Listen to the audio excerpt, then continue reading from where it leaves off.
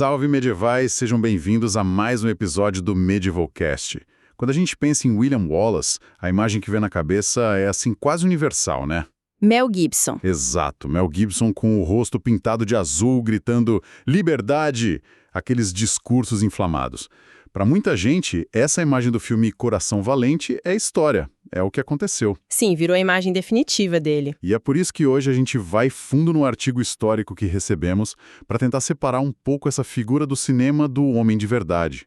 A missão aqui não é só desmentir o filme, mas entender quem foi essa pessoa no seu contexto, que era brutal, a Escócia do final do século XIII. E esse é o grande desafio para qualquer historiador. As fontes da época sobre o Wallace são, muito raras. São poucas, né? Bandido, um terrorista. Do outro, as narrativas escocesas, que foram escritas muito depois e que o transformam numa lenda. A verdade está em algum lugar aí no meio. Ok, vamos lá então. Para entender como uma figura como o Wallace surge, a gente precisa entender o barril de pólvora que era a Escócia naquela época. E tudo começa com uma crise de sucessão. Exatamente. O gatilho é a morte do rei Alexandre III em 1286. Ele caiu do cavalo, morreu e não deixou nenhum herdeiro homem. Que problemão. Um problema gigantesco. A coroa deveria ir para a neta dele, a Margarida, a donzela da Noruega. Só que a menina morre na viagem para a Escócia. E de repente o trono fica vago e 13 famílias nobres começam a brigar pelo poder. E aí, no meio desse caos, beirando uma guerra civil, os nobres escoceses têm uma ideia que, olhando hoje, parece inacreditável. Parece loucura. Eles pedem ajuda para quem? Para o rei da Inglaterra, Eduardo I. Peraí, qual a lógica disso? É chamar o lobo para cuidar do galinheiro? É uma ótima pergunta. E a resposta está na mentalidade feudal da época. O Eduardo I era visto como um rei poderoso, um legislador. Talvez eles achassem que ele seria um juiz imparcial. Mas subestimaram a ambição dele. Totalmente. Eduardo queria unificar a Grã-Bretanha sob o comando dele. Ele aceita mediar, mas impõe uma condição: ser reconhecido como o senhor suzerano da Escócia, o chefe de tudo. E eles aceitaram. Entregaram a soberania do país assim. Pressionados, sem um líder, eles acabam aceitando. E com esse poder, Eduardo escolhe o John Balliol como o novo rei. Não por ser o mais forte, mas por ser o mais fraco, o mais manipulável. Um rei fantoche. Exato. E não demora muito para o fantoche tentar cortar as cordas. O Balliol era constantemente humilhado. E a gota d'água foi quando Eduardo exigiu soldados escoceses para lutar na guerra dele contra a França. Aí ele se recusou. Ele se recusa e tenta uma aliança com os franceses. A reação do Eduardo I foi, nossa, avassaladora. Em 1296, ele invade a Escócia, depõe o Balliol e, no ato final de humilhação, ele confisca a Pedra do Destino. A pedra onde os reis eram coroados. A própria. Então, em poucos anos, a Escócia vira, na prática, um território ocupado por administradores ingleses. É nesse cenário de humilhação e opressão que a resistência começa a surgir. E é nesse cenário que o nosso artigo apresenta o William Wallace. E a primeira coisa que me chamou a atenção é que aquela imagem de camponês do filme está completamente errada. Essa é uma distinção fundamental para a gente entender ele. Wallace não era um camponês, mas também não era da alta nobreza. Ele vinha do que a gente chama de pequena nobreza. Uma elite rural, então. Isso. O que significa que ele provavelmente tinha treinamento militar, sabia lutar, e o mais importante, ele não estava amarrado aos acordos que os grandes lords tinham feito com o rei inglês. Ele tinha muito a perder com a ocupação. E aqui a história fica muito interessante. A rebelião dele começa com um ato de violência direta em 1297. Ele mata o xerife inglês de Lanark.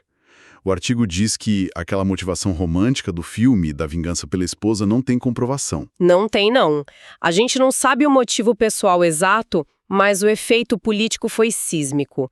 Ao matar um representante da coroa inglesa, ele cruzou uma linha... Sem volta. Sem volta. Deixou de ser um descontente e virou um fora da lei, um rebelde. E isso, paradoxalmente, o transformou num imã para outros. E é importante dizer, ele não estava sozinho. No norte, um jovem nobre, Andrew Murray, também liderava uma revolta. Esses dois focos de rebelião acabam se unindo. Exato. E essa união de forças prepara o cenário para uma das batalhas mais famosas da história escocesa, a Batalha da Ponte de Stirling, em setembro de 1297. O artigo descreve como a clássica história de Davi contra Golias. E era. O exército inglês era muito maior, mais bem equipado e tinha a sua arma suprema, a cavalaria pesada. Eram os tanques de guerra da Idade Média. Os escoceses eram, na maioria, infantaria. Soldados a pé. Isso. O fascinante aqui foi a inteligência tática. A chave era o terreno. Tinha uma ponte de madeira bem estreita sobre o rio Ford e o exército inglês precisava passar por ali. O Wallace e o Murray simplesmente se posicionaram do outro lado e esperaram. Deixaram o inimigo vir até eles. Que aposta arriscada. Uma aposta genial. Eles esperaram, com paciência, enquanto a vanguarda inglesa atravessava a ponte.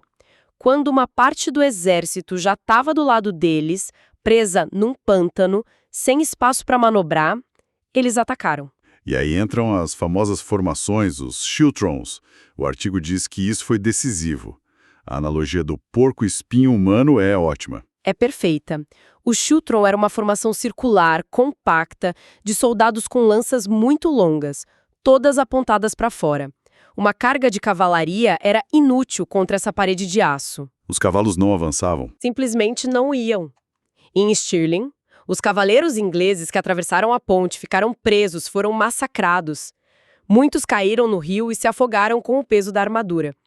Uma vitória brutal, total. E o impacto psicológico disso deve ter sido imenso. Eles aniquilaram uma força inglesa.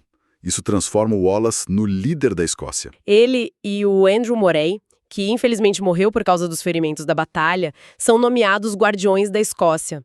De repente, esse homem da pequena nobreza é o governante do reino. Mas um poder frágil, né? O artigo deixa isso claro. Extremamente frágil. A alta nobreza olhava para ele com muita desconfiança. Tipo, quem é esse cara para assumir o nosso lugar?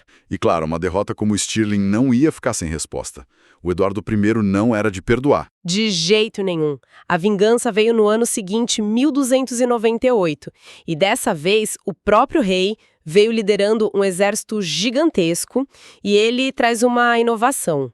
Os arqueiros galeses com arco longo. O longbow. Uma arma devastadora. Uma arma que mudou a guerra. E o confronto acontece na Batalha de Falkirk. O Wallace tenta usar a mesma tática dos Chiltrons, mas dessa vez é um desastre. O artigo aponta um momento muito controverso. A cavalaria escocesa, formada pelos nobres, simplesmente abandona o campo de batalha. O quê? Eles fugiram. Foi traição, covardia. Isso levanta uma questão importantíssima, sabe? As fontes sugerem algumas coisas. Pode ter sido inveja, desconfiança do Wallace, um cálculo político para enfraquecê-lo, ou, o que é mais provável, uma reafirmação da ordem feudal. Como assim? A guerra era assunto da aristocracia. Eles não iam arriscar suas vidas e seus cavalos caríssimos sob o comando de um plebeu glorificado. Trágica da situação. E o resultado em Falkirk foi catastrófico. Totalmente. Sem a cavalaria para atacar os arqueiros, os Chiltrons viraram alvos fáceis, estáticos. Eduardo ordenou chuvas de flechas. Foi um massacre. As formações se quebraram e a cavalaria inglesa finalizou o serviço. Foi o fim de Wallace como líder nacional. Depois dessa derrota, ele renuncia ao cargo de guardião. Ele não some, vira um guerrilheiro, um foragido. E anos depois, em 1305, ele é capturado, provavelmente traído. Exato. Levaram ele para Londres para um julgamento que foi puro teatro. A acusação era de alta traição e a defesa dele, segundo as crônicas, foi impecável. O que ele disse? Ele disse, eu não posso ser um traidor de Eduardo porque eu nunca fui seu súdito. O que na lógica feudal estava correto, mas a lógica não importava ali. O veredito já estava dado e a sentença foi medieval no pior sentido. O artigo descreve com detalhes. A intenção era mandar uma mensagem, né? Uma mensagem de terror. Foi a pena máxima, arrastado por cavalos, enforcado quase até a morte, estripado, decapitado e esquartejado. A cabeça dele foi exibida na Ponte de Londres e os membros enviados para outras cidades como um aviso. Então, a intenção do Eduardo era apagar o Wallace da história, transformar ele no exemplo de terror. Funcionou? O efeito foi o oposto. A brutalidade da execução não esmagou o espírito escocês. Transformou Wallace em um mártir. Ele virou o símbolo máximo do sacrifício pela causa. E isso alimentou a resistência que, anos depois, o Robert Bruce lideraria com sucesso. Então, o William Wallace da história não foi o herói perfeito do cinema. Ele foi um homem da pequena nobreza, um comandante de guerrilha brilhante, Que conseguiu uma vitória impossível. e sofreu uma derrota esmagadora, em grande parte, por causa das divisões sociais do seu próprio povo. Exatamente. A importância histórica dele, e é nisso que o artigo foca, não foi conquistar a independência. Quem fez isso foi o Robert Bruce. O grande legado do Wallace foi manter viva a ideia de uma Escócia independente no momento mais sombrio. Ele provou que era possível vencer. Ele provou que o exército inglês podia ser derrotado. Ele impediu que a Escócia fosse simplesmente absorvida. E o material nos deixa com uma reflexão final que é muito provocadora. A guerra não foi só a Escócia contra a Inglaterra. Foi também uma disputa interna na própria Escócia sobre quem tinha o direito de liderar a nação. A velha aristocracia ou um outsider como Wallace. A história dele acontece exatamente nessa fratura. E talvez por isso ela ressoe com tanta força até hoje. E por hoje é isso. Nos vemos no próximo episódio.